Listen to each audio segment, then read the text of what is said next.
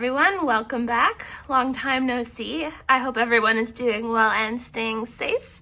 Today I have a video showing some of my orchids in bloom, and if you stick around, at the end I'll show you an orchid painting that I did using oil paints. So to start off the video, this one is an Orchid fatuosa. There's the name right there. And my noisy cat.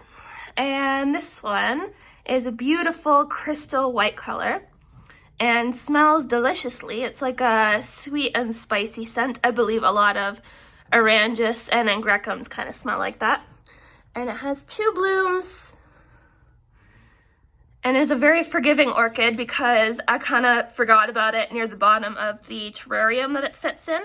And there were some bugs in there, and as you can see, near the end of the spike there, the bugs ate a couple of the flowers, but then it had these backup flowers. I moved it obviously to a different part of the tank. And yeah, I think they're looking great. This one's obviously is getting close to spent, but I'm very happy with this orchid. I would recommend it because it's so forgiving and so easy. I even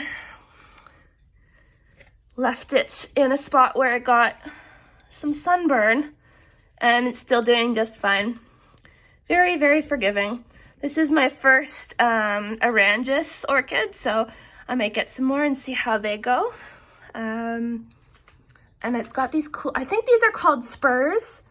If anybody disagrees, let me know, but it's got these long spurs, which I think are typical to Orchid and Angrecum orchids, so it's pretty cool. So yeah, little compact orchid, does very well in my terrarium, and I'm looking forward to see how it does in the future. And this lovely fuzzy orchid here is a Dendrobium. I believe it's a Dendrobium aphyllum or aphyllum. I'm not sure how it's pronounced, but the orchid did not come with a tag, so that's just what I'm assuming what it is. You can see the whole orchid comes down in pendulant chains. And then once it loses its leaves during the fall and winter, it should bloom in the spring with these awesome blooms. And I love how fuzzy they are. Look at how fuzzy the lips are. I think that's just so cool. And it's got some purple way down in the throat right there. So I'm getting better with blooming Dendrobiums. I started off pretty poorly with 2 blooms, but that was the first year that I had this orchid. And then the second year I had 4. And then this year, let's see how many I have. I have 1, 2, 3, 4, 5, 6, 7, 8, 9, 10, 11, 12. Yeah, so I think that's pretty good. I'm getting better at not giving it water during the winter time, because this orchid needs a winter rest. It needs to be just left alone pretty much. No fertilizer, very little water, and lots of sunlight. So I keep it right hanging in a southwestern window. It gets pretty cold in the winter time too, so I guess that has helped to initiate these blooms. But I love seeing them. It's so nice. And then I've got up here in the basket 2 new canes starting. I'm hoping sometime to have more than 2 canes grow during the growing season, because that will mean more blooms next spring. But for now, I think it's looking pretty good. So now I am going to absolutely start drenching all of this crispy media here, because it needs lots of water and fertilizer to grow nice long canes. But I think that's probably the most impressive orchid I have in bloom right now. Here's a new orchid that is in the same tank as that Orchid. That is a Mastodia.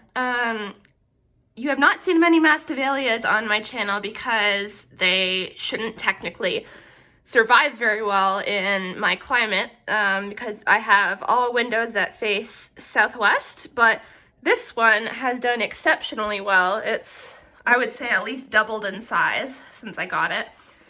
And it just blooms all the time. Just keeps blooming and blooming and blooming and blooming. And let me see if I can find a tag in this great big orchid. There we go.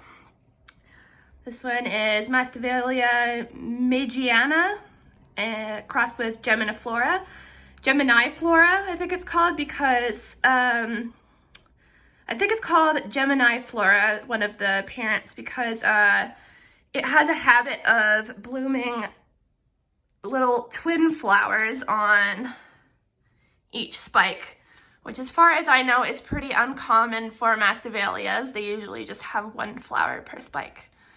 So Gemini, I believe, means twin. So I thought that was pretty cool.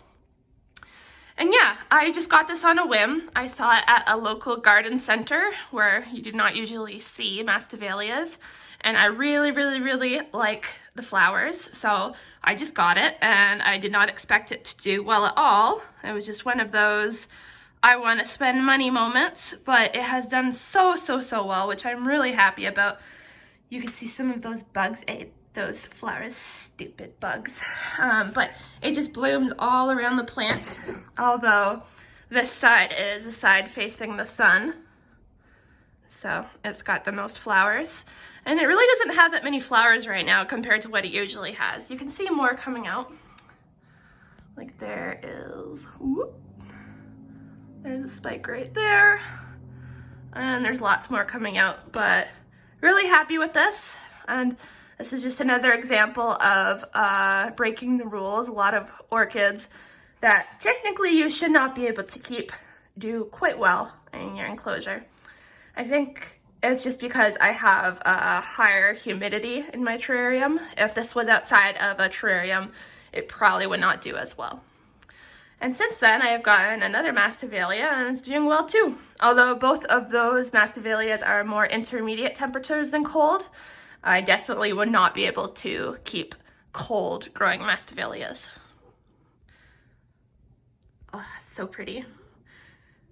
You might find that I like white and like white-based orchids. I've got a lot of those.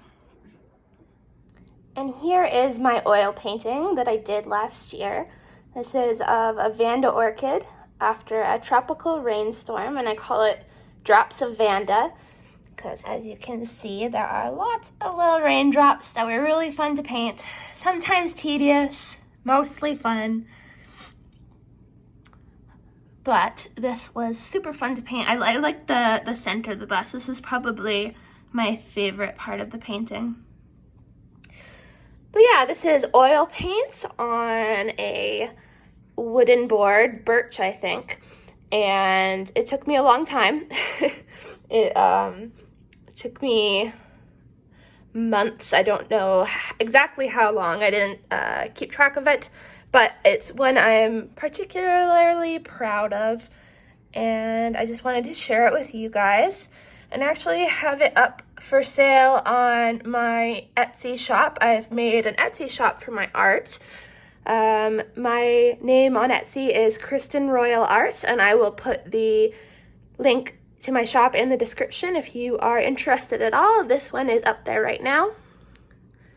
And I also have some other stuff up there. I have a few more original paintings and a lot of prints and cards right now of owls. I painted the owls of Ontario, and those guys are up there too. So yeah, if you are so inclined to check them out, just check out the description and the link will be there. Anyways, thanks guys for watching. I hope you enjoyed this video, and if you did, please subscribe, and I'll see you again next time. Bye.